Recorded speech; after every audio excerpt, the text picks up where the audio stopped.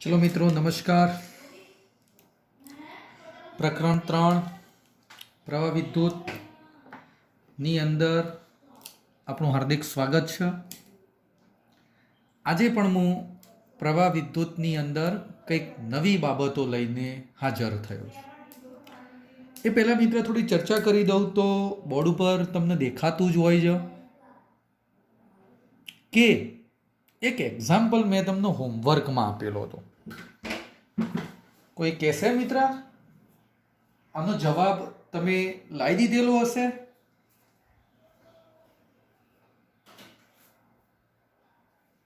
કોઈ વિદ્યાર્થી મિત્રએ પ્રયત્ન કરેલો છે ભાઈ? હા, અમુક વિદ્યાર્થીઓએ પ્રયત્ન કર્યો હશે, અમુક તો બસ આ લેક્ચર જોયું પછી બીજા લેક્ચરની ખાલી રાહ જોઈને બેસી રહેવાનું। આ નહીં ચાલે। તમારે પણ કમ્પલસરી ઘરે તૈયારી કરવી જ પડશે। હું અહીંયા જે હોમવર્ક આપું એ ઘરે રહી અને સોલ્વ કરવાનું રહેશે। ચલો ઝડપથી દાખલો સમજાવી દઉં છું। મિત્ર તમને ટાઈમ આપેલો છે અને બીજા મોલ આપેલા છે અને પ્રવાહ શોધવાનો કીધેલો છે। ટાઈમની થોડી ચર્ચા કરી દઈએ તો ચલો બકા, ટાઈમ ટી બરાબર 45 મિનિટ, મિનિટની સેકન્ડ તો 45 ગુણ્યા મિત્ર 60 સેકન્ડ થઈ ગઈ। હા, હવે મિત્ર મોલ આપેલા છે। કોઈ કહેશે મોલ ઉપરથી મને ઇલેક્ટ્રોનની સંખ્યા શોધવાની કીધેલી છે। 0.6 મોલ આપેલા છે। એટલા ઇલેક્ટ્રોન તારમાં ગતિ કરે છે। તો કોઈ કે 1 મોલ હોય, 1 મોલ માટે ઇલેક્ટ્રોનની સંખ્યા તો આપણે ભણાવી દીધેલી છે। કેટલી બકા? એવોગાડ્રો અંક જેટલી હોય। 1 મોલ માટે ઇલેક્ટ્રોનની સંખ્યા Na જેટલી, તો 0.6 મોલ માટે ઇલેક્ટ્રોનની સંખ્યા કેટલી? 1 મોલ હોય તો એવોગાડ્રો અંક જેટલી મને સંખ્યા મળે, તો 0.6 મોલ માટે ઇલેક્ટ્રોનની સંખ્યા કેટલી? તો સંખ્યા એટલે બકા સ્મોલ n લખેલા છે હો ભાઈ। 1 મોલ માટે Na તો 0.6 માટે કેટલી? તો 0.6 ગુણ્યા Na ભાગ્યા 1। 1 ના લખીએ તો ચાલે, 1 ના લખો તો મિત્ર ચાલી શકે, વાંધો નહીં। તો ચલો મિત્ર, મને ટાઈમ મળી ગયો અને n મળી ગયો। તો બોલો હવે પ્રવાહનું સૂત્ર કયું ધ્યાનમાં લઉં? તો I બરાબર Q/T અને Q બરાબર Ne/T। બોલ એમાં n આવી ગયો, ઈ તો તને ખબર જ છે, અને ટી પણ આવી ગયો। બોલાનું સાદું રૂપ આપી દો તો તને જવાબ મળી જશે। ચલ, n એટલે 0.6, Na એટલે 6.023 ગુણ્યા 1023। આ n એટલે આ પદ આખું લખ્યું, જો આવ્યું બકા આખું પદ, અને ગુણ્યા પાછો ઈ 1.6 ગુણ્યા 10⁻19 અને નીચે આ ટી જ, ટી એટલે આ લખ્યા 45 ગુણ્યા 60। બસ મિત્ર, હવે આનું સાદું રૂપ તારે જાતે આપવાનું હો ભાઈ। સાહેબ ના આપો કોઈ બધી બાબતો, સાહેબ મિત્ર કોઈ બધી બાબતો નહીં આપે, અમુક તારે જાતે પ્રયત્ન કરવાનો રહેશે। તો આ રીતે મિત્ર આ દાખલો ગણી શકાતો હોય છે। ઓકે, ચલો મિત્ર આગળ થોડી ચર્ચા કરી દો। આ બાજુ દે મિત્ર, ગઈકાલે થોડી પ્રવાહની ચર્ચા કરી હતી, ઝડપથી પ્રવાહની એક નાનકડો ટોપિક સમજાઈ। આજે આપણે એક નવો ટોપિક ભણવાનો છે। ચલો ભાઈ ઝડપથી ધ્યાન આપી દો। માની લો આ એક વાહક છે ભાઈ, ધ્યાનથી જોજો।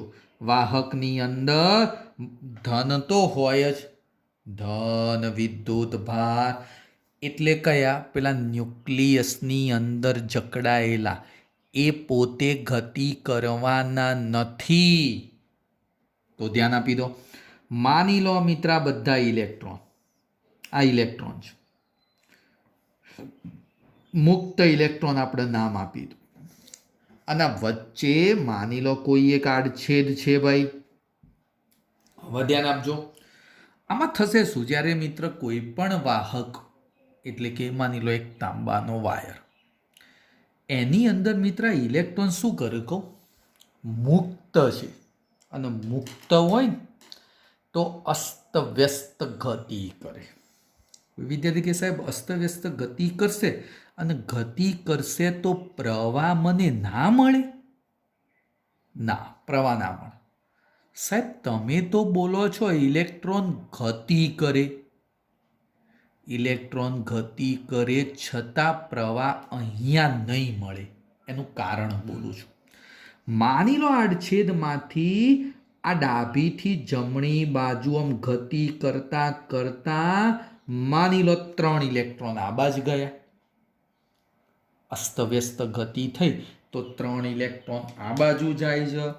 તો એવી જ રીતે આ જમણી બાજુ પણ ઇલેક્ટ્રોન હતા, એ પણ અસ્તવ્યસ્ત ગતિ કરી અને મિત્ર એ આડછેદમાંથી પસાર થઈને ડાબી બાજુ આવી જાય છે. એટલે કે 3 ઇલેક્ટ્રોન ડાબીથી જમણી બાજુ ગયા, તો 3 ઇલેક્ટ્રોન જમણીથી ડાબી બાજુ આવી ગયા. તો આ આડછેદમાંથી પસાર થતો કુલ વિદ્યુતભાર, બકા આડછેદમાંથી પસાર થતો કુલ વિદ્યુતભાર કેટલો બની ગયો? 0. કેમ બકા 0? કારણ કે 3 ડાબીથી જમણી બાજુ ગયા, તો એટલા ને એટલા જમણીથી ડાબી બાજુ આવી ગયા. તો આડછેદમાંથી પસાર થતો ચોખ્ખો વિદ્યુતભાર એટલે કુલ વિદ્યુતભાર કેવો બનશે? 0. અને જો એ 0 બને તો એટલે વિદ્યુતભાર જ પસાર ના થાય તો પ્રવાહ કેવો બની જાય? 0. એટલે આ પરિસ્થિતિમાં કોઈ પ્રવાહ મને મળે નહીં. તો કોઈ વિદ્યાર્થી કહેશે સાહેબ પ્રવાહ કઈ રીતે મળે? તો હવે ધ્યાન આપ. માની લો આડછેદ એના એ જ, આ એના એ જ આડછેદ કહી દઉં છું, ધ્યાનથી જોજો બગા. હા, હવે હું કહી દઉં આ બાજુ પ્લસ છેડો છે, આ બાજુ મિત્ર, અને આ માઇનસ. તો કહેવાનો મતલબ આ પ્લસથી માઇનસ તમે શું લાગુ પાડ્યું? વિદ્યુત ક્ષેત્ર લાગુ પાડ્યું. વિદ્યુત ક્ષેત્ર લાગુ પાડ્યું. અહીંયા આડછેદ હતો, જો મિત્ર હું આ ત્રુટક પોઈન્ટ વડે દર્શાવ. હવે થશે શું? તો આ પોઝિટિવ છેડો છે, તો આ બાજુ મિત્ર જે ઇલેક્ટ્રોન હતા ને એ ઇલેક્ટ્રોન આ ડાબી બાજુ આમ ગતિ કરશે. હા, જો ઇલેક્ટ્રોન ડાબી બાજુ ખસવા મળે. કોઈ ઇલેક્ટ્રોન જમણી બાજુ ના જઈ શકે. કેમ બકા ના જઈ શકે? કારણ કે એ પણ પોઝિટિવ બાજુ ખેંચાય. આ બાજુ તો અપાકર્ષણ થાય, એટલે આ બાજુના જે ઇલેક્ટ્રોન હતા એ ઓલરેડી આ બાજુ જ ગતિ કરશે. ટૂંકમાં બોલું તો બધા ઇલેક્ટ્રોન એક જ દિશામાં ગતિ કરવા માંડ્યા, જમણીથી ડાબી બાજુ. તો હવે આડછેદમાંથી પસાર થતો વિદ્યુતભાર મળ્યો. આમાં મિત્ર વિદ્યુતભાર પસાર થયો, અને વિદ્યુતભાર પસાર થશે ને તો મિત્ર આની અંદર પ્રવાહ મળે. આ પ્રવાહ મને મળી ગયો બકા. સિમ્પલ વસ્તુ હતી. કારણ કે વિદ્યુતભાર આડછેદમાંથી પસાર થયો, આ પરિસ્થિતિમાં ના થઈ શકે. તો કોઈ કે સાહેબ પ્લસ અને માઇનસ કઈ રીતે લાવી શકાય? તો એ બેટરીની મદદથી લાવી શકાય. જો આ બેટરીનો પોઝિટિવ છેડો અને આ બાજુ મિત્ર બેટરીનો નેગેટિવ છેડો, એટલે વિદ્યુત ક્ષેત્ર પ્રસ્થાપિત કરો. વાહકમાં વિદ્યુત ક્ષેત્ર પ્રસ્થાપિત કરો ને તો જ મને પ્રવાહ મળે. એકલો માની લો આ કેબલ લાવી દીધો, એકલો કેબલ જ છે, આગળ જુઓ, તો શું આની અંદર પ્રવાહ ઓટોમેટિક મળે બકા? ના મળે. હા, અંદર ઇલેક્ટ્રોન અસ્તવ્યસ્ત ગતિ કરે છે. આની અંદર બકા ઇલેક્ટ્રોન જે ખરા ને એ અસ્તવ્યસ્ત ગતિ કરે છે, પણ ચોખ્ખો વિદ્યુતભાર કોઈ પણ આડછેદ માટે શૂન્ય જ બને, એટલે પ્રવાહ શૂન્ય બનતો હોય છે બકા. સમજવા જેવી બાબત હતી. ચલો ઓકે, હવે હું આજનો એક નવો ટોપિક સમજાવું છું અને એ ટોપિક 10મા ધોરણમાં તમે ભણી ગયા છો. ઓહમનો નિયમ ભણી ગયા છો. અમુક વિદ્યાર્થીઓને ખ્યાલ આવી ગયો, ભાઈ ઓહમનો નિયમ તો સાહેબ આપણે ભણી ગયા હતા. હા, બસ એ જ ભણવાનો છે મિત્ર, એ જ નિયમ, એ જ સૂત્ર 10મા ધોરણમાં તમે જે ભણી ગયા હતા ને બકા, એ જ બાબત હું અહીંયા સમજાવું છું. માની લો મિત્ર, એક વાહક આડછેદ, એટલે એક વાહક વિદ્યુત ક્ષેત્ર લાગુ પાડેલું છે, પ્લસ માઇનસ આ રીતે હોય તો ઇલેક્ટ્રોન આ બાદ જાય. હો બકા, જો પ્લસ તરફ, જો ઇલેક્ટ્રોન આ બાદ જાય તો આમાં પ્રવાહ વિરુદ્ધ દિશામાં હોય. યાદ કર, રૈવાજિક પ્રવાહ. રૈવાજિક પ્રવાહ બકા ઇલેક્ટ્રોનની ગતિની વિરુદ્ધ દિશામાં હોય. હજી સાંભળ, આ પોઝિટિવ છેડો, આ નેગેટિવ છેડો, તો આ બે છેડા વચ્ચે વિદ્યુત સ્થિતિમાનનો તફાવત V મળે છે. બે છેડા વચ્ચે આ વિદ્યુત સ્થિતિમાનનો તફાવત V મળી ગયો. અને આ વાહક માની લે 25°C તાપમાને છે. તો સૌથી પહેલી બાબત, ઓહમનો નિયમ હું બોલું છું, નિયમ, અને લખું પણ છું. નિશ્ચિત ભૌતિક પરિસ્થિતિ, નિશ્ચિત ભૌતિક પરિસ્થિતિ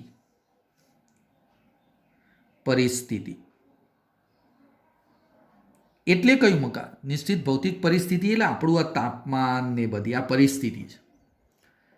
નિશ્ચિત ભૌતિક પરિસ્થિતિમાં રાખેલ કોઈ વાહકના બે છેડા વચ્ચે મળતો વિદ્યુત સ્થિતિમાનનો તફાવત, એટલે બકા શું બોલવાનો? V. બે છેડા વચ્ચે મળતો વિદ્યુત સ્થિતિમાનનો તફાવત V, અને તેમાંથી પસાર થતો પ્રવાહ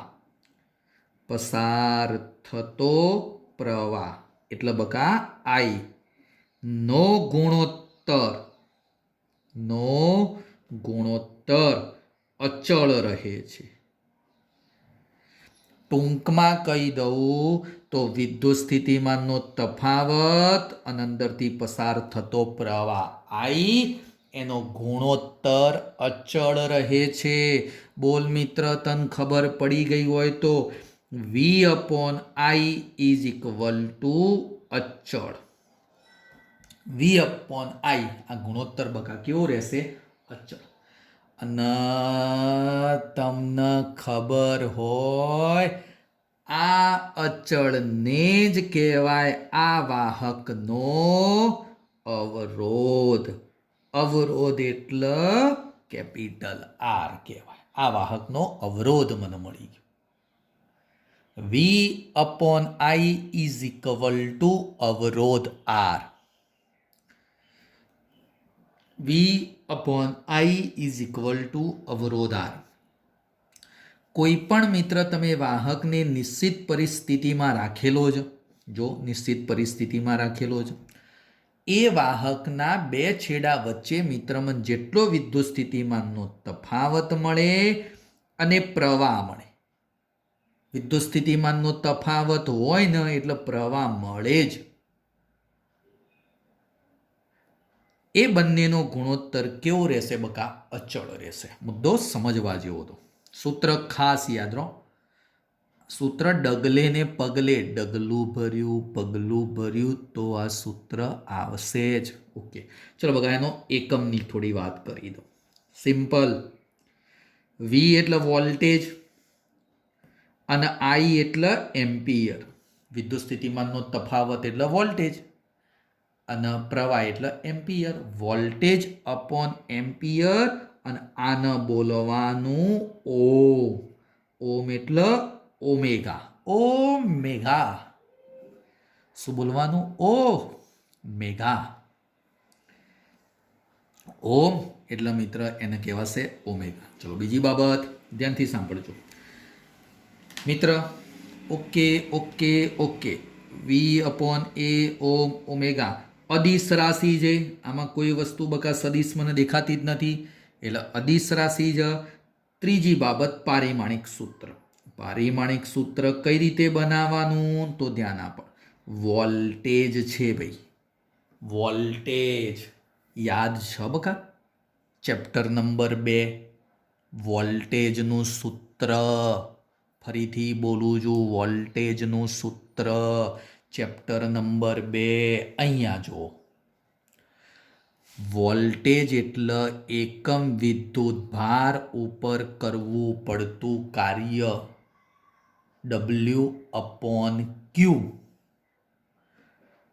કાર્ય એટલે પારિમાણિક સૂત્ર તને ખબર છે ને. વિદ્યુત ભાર એટલે પણ પારિમાણિક સૂત્ર તને ખબર હોવી જોવે બધા. તો ધ્યાન આપી દો. ચલો વોલ્ટેજ છે તો વોલ્ટેજ એટલે કાર્ય. તો કાર્ય એટલે W અપોન મિત્ર ક્યુ અને પ્રવાહ એટલે આઈ. હવે લખાવો હેડો. કાર્ય M1 L2 T-2 ક્યુ A1 T1 વિદ્યુત ભારનું બકા A1 T1 અને પ્રવાહનું A1. જો તમે આનું સાદું રૂપ આલો તો M1 L2 T-3 -2 આ ઉપર આવ્યા -3 અને A-2. આ મિત્ર મને મળી ગયું અવરોધનું પારિમાણિક સૂત્ર. એકમ, અદિશ રાશિ અને પારિમાણિક સૂત્ર આ 3 બાબતો. ચલો મિત્રો સૌથી ઉપયોગી બાબત હો ભાઈ. સૌથી ઉપયોગી બાબત. આ બધું અલગ નોટમાં તમારે લખવાનું લે હો. એકલું કોઈ સાહેબ વારે ઘડીએ ના લખે જોય તાણ. બકા અલગ નોટમાં આ તમારે બધું લખવાનું રહેશે. ઓકે ચલો મિત્ર આગળની ચર્ચા થોડી કરીએ. ધ્યાન આપજો મિત્ર. ઓમનો નિયમ સૂત્ર મેં તમને ભણાવી દીધું. ચલો શું ભણાવી દીધું તો R બરાબર V upon I. Okay R બરાબર V અપોન I. પારિમાણિક સૂત્ર ભણાવી દીધું. મિત્ર એક વસ્તુ તને યાદ કરાવી દઉં. સાંભળજો હવે આ યાદ રાખજે. તને ઘણી જગ્યાએ ઉપયોગ થશે. કયો મુદ્દો તો ધ્યાન આપજે. વિરસંગ રામજી ચૌધરી.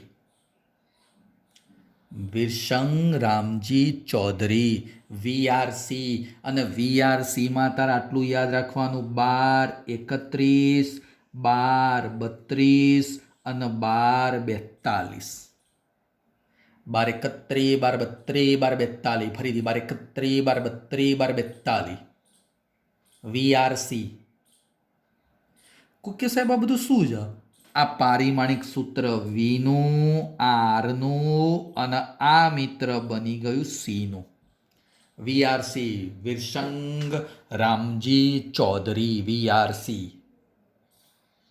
હા અને આ પારિમાણિક સૂત્ર એટલે ચલો વીનું બોલો તો M1 L2 T-3 આ છેલ્લા બે માઇનસ આવ.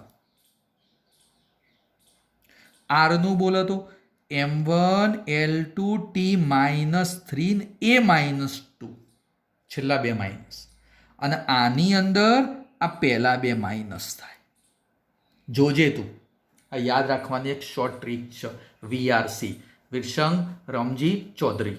હા બગા યાદ રાખજે. VRC 12 31 12 32 12 42. આમાં છેલ્લા બે માઇનસ, આમાં પણ છેલ્લા બે માઇનસ અને આમાં પહેલા બે માઇનસ. ઓકે મિત્ર સૌથી ઉપયોગી બાબત આ કોના ઉપર આધાર રાખે?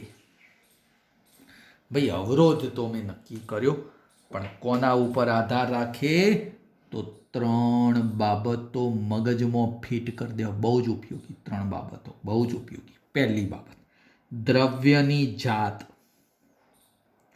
દ્રવ્યની જાત એટલે મિત્ર હું એલ્યુમિનિયમની જગ્યાએ તાંબાનો વાહક લઉં, અવરોધ બદલાઈ જાય. દ્રવ્યની જાત કહું. બીજો શબ્દ મિત્ર તાપમાન.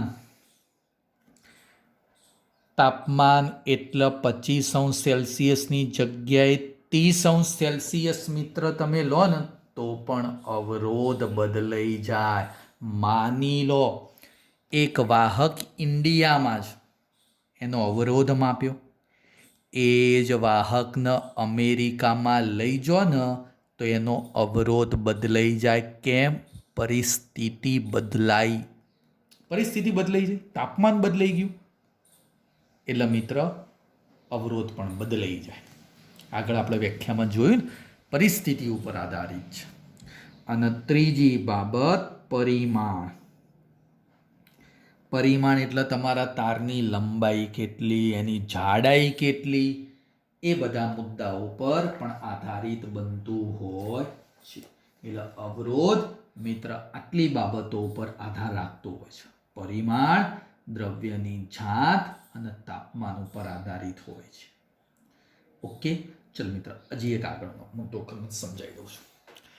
મિત્ર આ મારો મુદ્દો ધ્યાનમાં લેવાનો, પરિમાણ. માની લો, ધ્યાનથી જોજે, માની લો બકા એક વાહક મેં ધ્યાનમાં લીધો, જોજો બકા. હા, લંબાઈ L છે અને આડછેદ A છે. લંબાઈ L છે બકા, આડછેદ A છે. હવે ધ્યાનથી સાંભળ. લંબાઈ L મિત્ર મેં ધ્યાનમાં લીધી અને આડછેદ A ધ્યાનમાં લીધો. મિત્ર તો આ તારનો અવરોધ R બરાબર V/I. આ તો સૂત્ર આપણે ભણાવી દીધું. R બરાબર V/I આ વાહક માટે. હા, હવે ધ્યાનથી સાંભળજે, ધ્યાનથી સાંભળજે, ધ્યાનથી સાંભળજે. મિત્ર હું આવા ને આવા બે તારના આવી રીતે જોઈન્ટ કરું. ધ્યાનથી જોજે, આ એક તાર સેમ અને એના જેવો સેમ એક બીજો તાર, કોઈ બાબત બદલવાની નહીં. હા, એટલે લંબાઈ L, આ આડછેદ A. હવે ધ્યાન આપજે મિત્ર. હવે અહીંયા આડછેદમાંથી આમ પ્રવાહ પસાર થાય ને, પ્રવાહ, તો આ બંને આડછેદ માટે પ્રવાહ સમાન બને. પરંતુ આ બંને આડછેદ માટે વિદ્યુત સ્થિતિમાનનો તફાવત 2V બની જાય. આમાં V હતો ને તો આમાં 2V થઈ ગયો. પ્રવાહ આવી જ રહ્યો પણ આડછેદ વિદ્યુત સ્થિતિમાનનો તફાવત 2V બની જશે. જો 2V બને તો હવે મિત્ર મને લખાવ R ડેશ. આ V ની જગ્યા અહીંયા કેટલા બન્યા? 2V. અને મિત્ર પ્રવાહ તો કેટલો હતો? I જ. તો V/I એટલે તો R બોલવાનું. V/I એટલે બકા શું હતું? R. એટલે 2 અને R થઈ ગયું. કહેવાનો મતલબ અવરોધ બમણો થયો. ક્યારે બમણો થયો? ઉપરની આકૃતિ ધ્યાનથી જો. લંબાઈ L એટલે લંબાઈ 2L થઈ. લંબાઈ 2L થઈ તો અવરોધ 2R થયો. એટલે કે અવરોધ ચલે છે લંબાઈ. મેન વસ્તુ અવરોધ ચલે છે લંબાઈ. ધ્યાન આપી દે. બોલ, લંબાઈ કેટલી? 2L. તો અવરોધ પણ કેટલો? 2R. પ્રમાણ કેવું? સમપ્રમાણ. લંબાઈ ડબલ કરી, અવરોધ પણ ડબલ થયો. તો મિત્ર R ચલે છે L બની ગયો. હજી ધ્યાન આપ. બીજો એક મુદ્દો ધ્યાનમાં લો. જોજે હો બકા, બહુ બધું જોવા જેવું છે. એક આડછેદ આપણો જે હતો એના જેવો જ જોજો. હા સાહેબ, એના જેવો જ આડછેદ. અને બીજો આડછેદ એટલે આપણા માટે વાહક. હા, બીજો એક વાહક સેમ એના જેમ પણ નીચે રાખ્યો. લંબાઈ એલ, પ્રવાહ આમ જાય છે બગા, આમથી આમ જાય પ્રવાહ. હવે ધ્યાન આપજે મિત્ર, મને એમ કે છે લે, મને એમ કે આ આડછેદ હતો ને ભાઈ, હા, હવે અહીંયાથી જે પ્રવાહ જતો હતો તો એ આડછેદ હોય ને તો પ્રવાહ આવી જાય તો આમાંય પ્રવાહ મિત્ર કેટલો જશે? આવી જશે. એટલે કે ટોટલ પ્રવાહ આની અંદર 2 આવી જશે. કારણ કે એ આડછેદ માટે પ્રવાહ કેટલો અંદર જતો હતો? આઈ. આમાંથી આ બાદ પ્રવાહ જાય, પણ એ આડછેદ તો પ્રવાહ ઈ, આ બીજો આડછેદ તો પ્રવાહ આઈ, એટલે ટોટલ પ્રવાહ કેટલો ગયો? 2i. તો આના બે છેડા વચ્ચે વિદ્યુત સ્થિતિમાનનો તફાવત v. એલ લંબાઈ હોય ને તો બે છેડા વચ્ચે વિદ્યુત સ્થિતિમાનનો તફાવત કેટલો? તો v. તો આમાં એલ લંબાઈ, વિદ્યુત સ્થિતિમાનનો તફાવત v જ બને. તો ચલો આની અંદર મિત્ર મને અવરોધ કેટલો મળ્યો? તો r ડેશ બરાબર લખાવ, r ડેશ બરાબર વિદ્યુત સ્થિતિમાનનો તફાવત v, પણ પ્રવાહ 2i, પ્રવાહ 2i અને v અપોન i એટલે તો અવરોધ થઈ જાય. આપણો અવરોધ v અપોન i એટલે r છે, તો r અને ભાગ્યા 2. હા સાહેબ, થયું શું? સાહેબ શું થયું અહીંયા? મને તો કોઈ ખબર ના પડી. હા બકા, આ v અપોન i જજો, આ v અપોન i એને તો આપણે અવરોધ કહી દીધેલો હતો, અને આ ભાગ્યા 2 તો નીચે દેખાતા હતા જ. એટલે હું બોલું છું હોભળ, આ આડછેદ હે ને મિત્ર ડબલ કર્યો. આડછેદ કેટલો કર્યો? 2a કર્યો. તો અવરોધ કેવો થયો? અડધો થયો. આડછેદ બમણો તો અવરોધ અડધો, એટલે કે અવરોધ આડછેદના વ્યસ્ત પ્રમાણમાં બને. અવરોધ આડછેદના વ્યસ્ત પ્રમાણમાં બને. અવરોધ આડછેદના વ્યસ્ત પ્રમાણમાં બને. સમજવા જેવી બાબત આવી ભાઈ. એટલે કે અવરોધ બે બાબતો ઉપર આધારિત થયો. લંબાઈના સમપ્રમાણમાં, આડછેદના વ્યસ્ત પ્રમાણમાં. એટલે જો બકા પરિમાણ, પરિમાણ એટલે લંબાઈ, પહોળાઈ, જાડાઈ ને એવું બધું કહેવાય. એટલે કે અવરોધ લંબાઈ વધારો તો વધે, અને અવરોધ મિત્ર આડછેદ વધારો તો ઘટે. કોઈ વિદ્યાર્થી કહેશે સાહેબ કઈ રીતે? જો માની લો એક વાયર આ રીતે છે, આ જો એક પેન એટલે એક વાયર સમજી લે, અને બીજી એક પેન આ રીતે મૂકી દીધી. જો બોલ લંબાઈ કેવી થઈ ગઈ? બમણી થઈ ગઈ. તો અવરોધ પણ મિત્ર આમ પ્રવાહ જવા માટે અવરોધ કેવો થાય? વધી જાય. કારણ કે ડબલ અંતર કાપવાનું થયું, અવરોધ વધી જશે. પણ મિત્ર ધ્યાન આપી દે, હા આ રીતે મૂકી દઉં તો, આ રીતે મૂકી દો ને તો અહીંયા પ્રવાહ જવા માટે વધારે આડછેદ થયો, અને આડછેદ વધી જશે ને તો અવરોધ ઘટી જશે. આડછેદના વ્યસ્ત પ્રમાણમાં અને લંબાઈના સમપ્રમાણમાં બનતો. બે વસ્તુ મગજમાં ઉતારી દે ભાઈ હો, પછી હું પાછળથી નહીં કહું તને. ઓકે સાહેબ, હવે આ બેઓને ભેગું કરીએ તો શું થાય? જોજે એક સૂત્ર બની જશે. આ બેઓને ભેગું કરો તો r ચલે છે l, r ચલે છે 1/a, ભેગું કર્યું તો r ચલે છે l/a. r ચલે છે બગા શું કરી દીધું? l/a. ચલે છે કાઢી નાખ, ચલે છે કાઢી નાખ્યું તો બરાબર, અને આ અચળાંક મૂકી દીધો રો l/a. બહુ જ ઉપયોગી સૂત્ર. હા, બહુ જ ઉપયોગી સૂત્ર. r બરાબર રો l/a. રો ને કહેવામાં આવે વિશિષ્ટ અવરોધ, અથવા એને બોલાય અવરોધકતા. વિશિષ્ટ અવરોધ અથવા તો અવરોધકતા કહેવાય. વિશિષ્ટ અવરોધ અથવા તો અવરોધકતા કહેવાય. બોલ મિત્ર, બોર્ડ ઉપર તને બધું દેખાય છે? બધી વસ્તુ મેં કીધું ભાઈ કોના ઉપર આધાર રાખ? પરિમાણ. તો પરિમાણ માટે મેં આર ચલે છે એલ લીધું, આર ચલે છે 1/a લીધું, બંનેને ભેગા કરી દીધા તો આર બરાબર રો એલ અપોન એ. અને રોનું નામ આપી દીધું અવરોધકતા. અવરોધ અને અવરોધકતા. અવરોધ એટલે આર, અવરોધકતા એટલે બકા. હવે આ અવરોધકતાનો ટોપિક આપણે નેક્સ્ટ લેક્ચરની અંદર સરસ રીતે સમજાવવાનો છે. અવરોધકતા બહુ જ ઉપયોગી વસ્તુ છે બકા. તો નેક્સ્ટ લેક્ચરની અંદર આપણે અવરોધકતા સમજાવીશું. ઓકે બકા? આજે આટલા સુધી ના ખબર પડે તો કહેતા રહેવાનું ફોન કરીને અથવા વોટ્સઅપ દ્વારા, અને સમજતા રહેવાનું. અલગ નોટ બનાવીને આ મુદ્દાઓ એની અંદર લખવાના. Okay, good bye.